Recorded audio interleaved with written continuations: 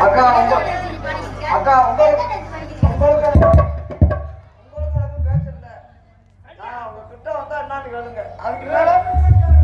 உங்களுக்கு எங்களுக்கு பேச்சு இல்லைங்கிற நான் அடி வாங்கி கூட்டது போயிட்டேன். அக்கா எனக்கு தெரியுமா போக செய்யறதெல்லாம் செஞ்சு செஞ்சு போய் அப்புறம் நீ எனக்கு என்ன பொண்டாட்டியா?